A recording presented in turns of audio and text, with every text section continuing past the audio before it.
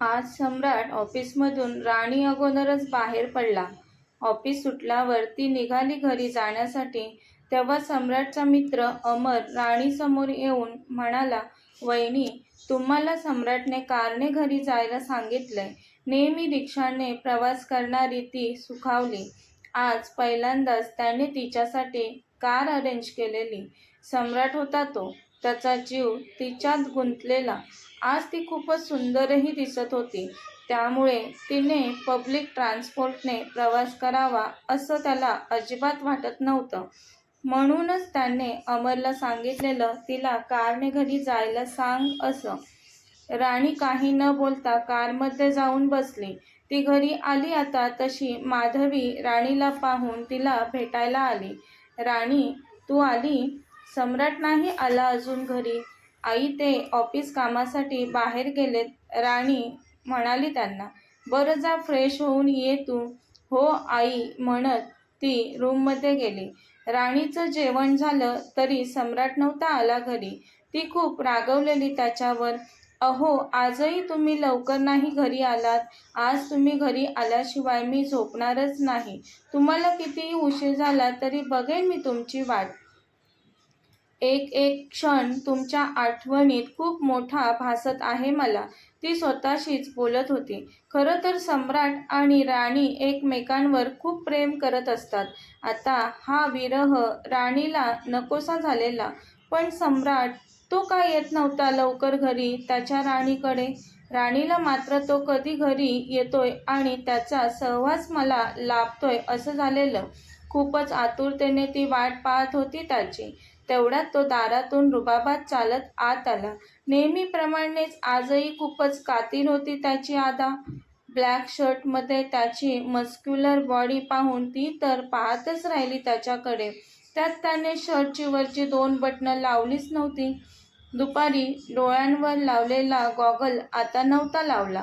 तो रूममध्ये येताच त्याचा सुगंध रूमभर दरवळला. काही वेळापूर्वी ती थोडी रागावली होती सम्राटवर, पण आता त्याला पाहून त्याच्यावरचा सर्व राग विसरून ती हरवली त्याच्यात. तिची तर बत्तीच गूळ झालेली. तो तिचाच होता तरी तिला समोर पाहून त्याच्या हृदयाची धडधड वाढली. तीही कमी सुंदर नव्हती. तिला आ वासून स्वतःकडे पाहताना पाहून तो गालातल्या गालात हसत तिच्या जवळ आला. तो जवळ आला तिच्या तरी ती त्याच्यावरची नजर अजून हटवत नव्हती. तो जवळ आल्यावर त्याच्या गालावर हळूवार हात लावून पाहते ती. तो खरंच आलाय काय ते? हे खरंच आले, ती मनात बोलते. तिच्या चेहऱ्यावर गोड हसू येऊन तिचा चेहरा आनंदाने खुलतो. "अहो, आलात तुम्ही," ती अतिशय प्रेमाने बोलते त्याला. तिच्या मधुर आवाजात अहो ऐकून तिच्या त्या आदावर त्याला तिच्यावर खूप प्रेम आलं. तिला पाहून दिवसभराचा सगळा थकवा विसरून गेला तो. तिच्याकडे एकटक पाहून तोही गालात गोड हसला. "आलोच," फ्रेश होऊन बोलून तो वॉशरूममध्ये गेला. काही वेळाने ती त्याच्यासाठी टॉवेल घेऊन वॉशरूमच्या दाराबाहेर उभी राहून त्याची बाहेर येण्याची वाट पाहत होती. तो बाहेर येताच ती समोर दिसली. "काय, इथे काय करते तू?" तो म्हणाला. तशी ती पटकन "अहो, टॉवेल तुमच्यासाठी," त्याच्यासमोर टॉवेल पकडत म्हणाली. घरी आल्यापासून तो पाहत होता राणी आज खूपच प्रेमाने वागत होती. तिचं स्वतःसाठीचं प्रेम पाहून तो बेधुंद नजरेने तिच्या सुंदरतेकडे पाहत तिच्या हातातून टॉवेल घेतो. किती सुंदर दिसत होती ती. कसा कंट्रोल करणार होता तो तिच्यापासून दूर राहण्याचा? आता तर त्यांच्यात सर्व अलबेल झालेलं. मग कशासाठी हवा होता दुरावा? तो लवकरच मिटावा अशी दोघांचीही मनाची इच्छा होती. तिच्या हातातून टॉवेल घेताना त्याच्या बोटांचा झालेला तिच्या हाताला स्पर्श तेवढ्यानेही ती शहारली. त्याने तिच्याजवळ जाऊन तिचे केस पटकन पकडले आणि तिचा चेहरा वर केला. त्याने अचानक असं केल्याने ती क्षणभर घाबरली. "अहो," ती त्याच्या डोळ्यात पाहत थरथरत्या ओठांनी म्हणाली. तिचे एकमेकांपासून विलग होऊन थरथरणारे ओठ तो एकटक पाहत होता. त्याने तिच्या केसांमधील क्लिप काढला आणि तिचे केस मोकळे केले. तिला स्वतःजवळ ओढलं. तिच्या हृदयाची धडधड वाढलेली आता. दोघांचे चेहरे एकमेकांच्या अगदी जवळ होते. तिचा श्वास वर खाली होत होता. तो बेधुंद नजरेने तिला न्याहाळत तिच्यावर गालातल्या गालात हसत होता.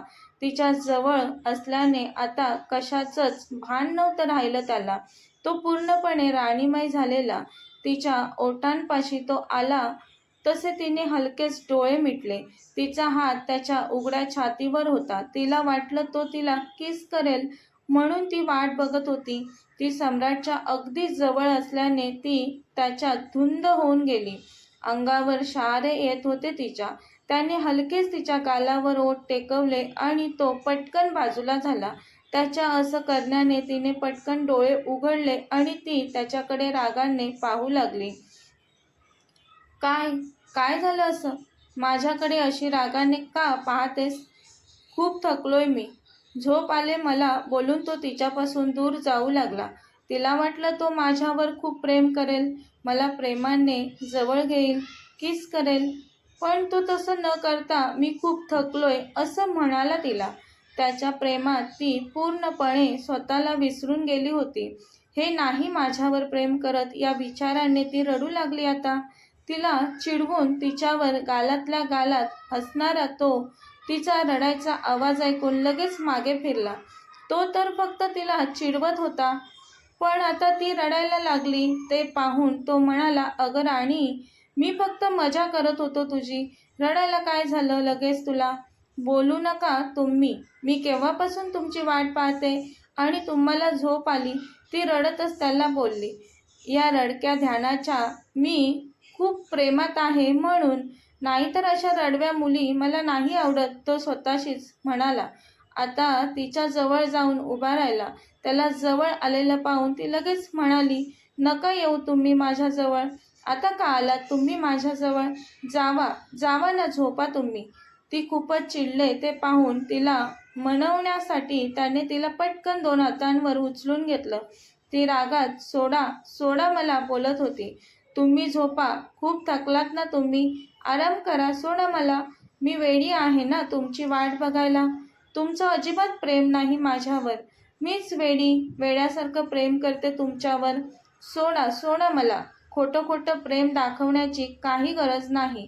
ती रागाने बडबडत होती त्याला, पण त्याने सोडलं नव्हतं तिला. उलट तिला त्याने घट्ट धरून ठेवलं होतं. काही पावलं चालल्यानंतर त्याने तिला बेडवर ठेवलं. काय ग, किती खातेस? किती वजन वाढलंय तुझं? हात दुखायला लागले माझे. तशी ती मोठे डोळे काढून रागाने त्याच्याकडे पाहू लागले. असं नको पाहूस माझ्याकडे. खरं तेच बोललो मी. तशी ती रागाने अहो बोलत त्याच्या जवळ आली आणि खोटं खोटं त्याला मारू लागली. माझं वजन वाढलंय? मी किती खाते काय? म्हणत ती त्याला उगाच उगाच मारत होती. तो मोठ्याने हसत होता आणि राणी थांब, मारू नको म्हणत होता. तीही हसू लागलेली त्याच्यासोबत. तो आता तिचे हात पकडतो. तिच्याकडे कातील नजरेने पाहू लागतो.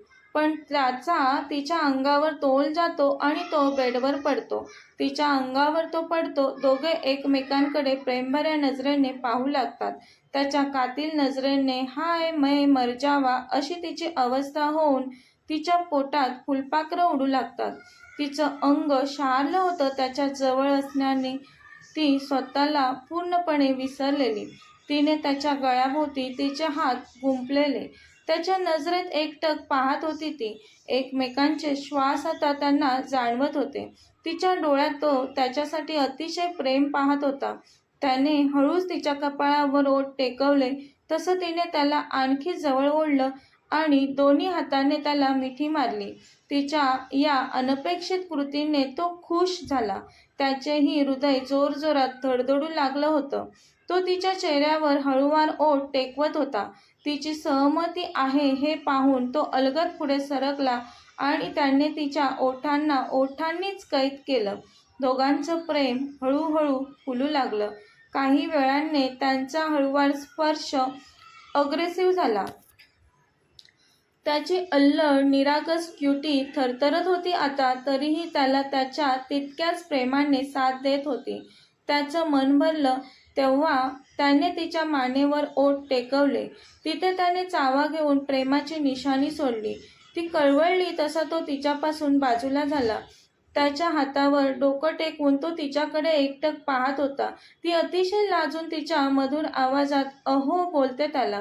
तिला लाजताना पाहून तो गालातल्या गालात तिच्याकडे एकटक पाहून हसत होता आणि त्याची ती नजर पाहून तिला स्वतःलाच लपवावंसं वाटलं. ती पटकन त्याच्या कुशीत शिरली. अगं राणी, काय झालं? तो मुद्दाम असं विचारत होता तिला. त्याला माहीत होतं ती या क्षणी खूप लाजली आहे ते. किती वाईट आहात ओ तुम्ही, किती खट्याळपणे वागता तुम्ही माझ्याशी. मी अजिबात नाही बोलणार जा तुमच्याशी.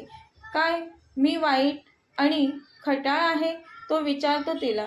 ती हो, तुम्ही असेच आहात म्हणते त्याला. मी नाही, मी प्रेम करणार तुमच्यावर, ती लटक्या रागात म्हणाली त्याला. ठीक आहे, नको करूस माझ्यावर प्रेम, पण मी मात्र खूप प्रेम करणार आहे तुझ्यावर. तू अजिबात माझ्यावर केलं नाहीस तरी. तू फक्त माझी आहेस राणी आणि कायम माझीच राहणार आहेस. बोलून त्याने तिला घट्ट मिठीत आवळलं. अहो म्हणत तिने नजर वर करून त्याच्याकडे पाहिलं. काय? त्याने नजरेनेच विचारलं तिला. काही न बोलता तिने त्याच्या मानेवर ओठ टेकवले आणि हलकाच त्याच्या मानेचा चावा घेतला. तिच्या तसं करण्याने त्याच्या अंगावर सरकन काटा आला. तो कळवळला देखील. तिच्याकडे पाहून राणी म्हणाला, पण तिच्या नजरेत त्याला त्याच्या प्रेमाची नशा भरलेली दिसली. तो तिच्या नशेल्या नजरेत हरवला आणि पुढे तिला काहीच न बोलता तिला मिठीत ओढून घेणार. तेवढ्यात ती उठून त्याच्यापासून पळून जाणार होती तर त्याने पटकन तिला स्वतःजवळ ओढलं आणि मिठीत कैद केलं. तो तिला स्वतःजवळ कवटाळून घेत म्हणाला, आत्ता कुठे पळून जाशील? दोघांनीही एकमेकांच्या मिठीत समाधानाने डोळे मिटले. आज सम्राटने त्याच्या नाजूक स्पर्शाने राणीला खुलवत तिच्या भावनांना शिखरावर नेऊन ते दोघे एकरूप झाले. दुसऱ्या दिवशी राणी अंगावरचं ब्लँकेट बाजूला करून त्याला पाहू लागली, पण तो नव्हता तिथे. तिला कालचे एकमेकांसोबत घालवलेले गोड क्षण आठवताच तिचे गाल गुलाबी झाले. हे कुठे गेले बोलत ती बेडवरून उठली. तो गॅलरीत उभा राहून कॉलवर बोलत होता. ती तशीच पळत त्याच्याजवळ आली आणि तिने त्याला मागूनच अहो म्हणत मिठी मारली. तसं सम्राटने पटकन कॉलवरचं बोलणं संपवलं. राणी, कॉलवर बोलत होतो मी. तो थोडा वैतागून तिच्याकडे वळत म्हणाला. तशी ती दोन्ही कान हातात पकडून क्यूट फेस करत हळूच सॉरी म्हणाली त्याला. राग खूप आलेला त्याला. तो कॉलवर बोलत असताना ती अशी मागून त्याला येऊन अचानक बिलगली म्हणून. पण आता तिचा सुंदर क्यूट चेहरा पाहून तो पिघळला. त्याचा राग कुठच्या कुठे पळून गेला. तसंही तो त्याच्या राणीवर थोडंच रागवणार होता. त्याने प्रेमाने तिच्या कपाळावर ओठ टेकवले. चल बाथ घेऊ आपण. अहो तुम्ही पहिले बाथ घ्या, मी नंतर घेते, ती बोलून जाऊ लागली. तसं त्याने पटकन तिचा हात पकडला. मी काय म्हणालो राणी, तू नीट नाही ऐकलं? ती काय उगाचच म्हणाली त्याला. चल बाथ घेऊ आपण सोबत, तो म्हणाला तिला पुन्हा. ती काय? नको. मोठे डोळे काढून त्याच्याकडे पाहू लागली. त्याने तिला पटकन उचललं आणि वॉशरूममध्ये नेलं. अहो नको ना, ती लाजून म्हणाली त्याला. पण तो थोडीच सोडणार होता तिला. दोघांनी सोबत बाथ घेतला. आता ती आरशासमोर उभी राहून केस पुसत होती. तेव्हाच त्याच्या मजबूत हातांचा विळखा तिच्या पोटाभोवती पडला. ती हळूच अहो म्हणाली, पण तो काही न बोलता तिचा सुगंध नाकात भरून घेत होता. आता तिला स्वतःकडे वळवून तिच्या ओठांवर ओठ टेकवले त्याने. तिचे श्वास वाढले तसा तो बाजूला झाला. लवकर खाली ये, तुझ्यासाठी सरप्राईज आहे. सम्राट बोलून खाली गेला. माझ्यासाठी सरप्राईज? काय असेल? ती मनात म्हणाली आणि पटकन त्याच्या मागे खाली आली. ती खाली आली तर हॉलमध्ये घरातील सर्वच एकत्र जमलेले.